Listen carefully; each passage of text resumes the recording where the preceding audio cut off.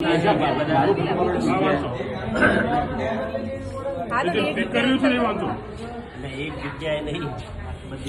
तो आपकी बात साची મહેસાણા કલેક્ટર સુધી બી ગયેલી છો, મીડિયામાં બી આવી છો, પણ અલાઉ કરવા ના પડેલ છે.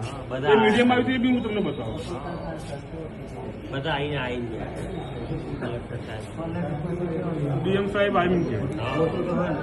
આના પહેલા જે એક્ઝામ હતી ને એ સૌથી પહેલા જ દિવસે અને પેપરમાં બી આવી બી હું તમને બતાવું.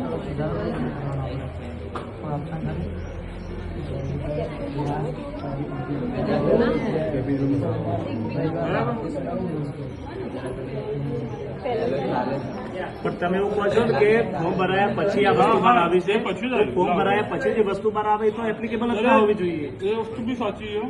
અને એના પછી ન્યૂઝમાં આવ્યું હતું. ન્યૂઝને તો કોઈ લેવા દેવા નહીં. એ કલેક્ટર સાહેબ આવ્યા હતા, મેં કીધું, પણ એ રેલવેનો પ્રોબ્લેમ સેન્ટર પરથી એનું કશું ના થાય. રેલવેનો નિયમ બી અમે ફોલો કરીએ છીએ, બાકી એ અમારા હાથમાં નહીં. નિયમ છે અમે ફોલો હવે મને કે વિદ્યાર્થીઓ અન્યાય થાય છે તો કરવાનું શું અમારે? રેલવે બોર્ડને રજૂઆત કરો. રજૂઆત કરી દે તો પરીક્ષા પૂરી થઈ જાય. તો તમારે કેમ છે? અમારી એક્ઝામ પૂરી થઈ એનું શું? રેલવેનો જે નિયમો છે એ કરશે. તો હવે ત્યાં આગળ અમારે જવાનું અને તમારે અમદાવાદ રેલવે બોર્ડમાં જાઓ, કોઈ નંબર ને કોન્ટેક્ટ નહીં આપણો. કોઈ નંબર નહીં. અને આ ભાઈનો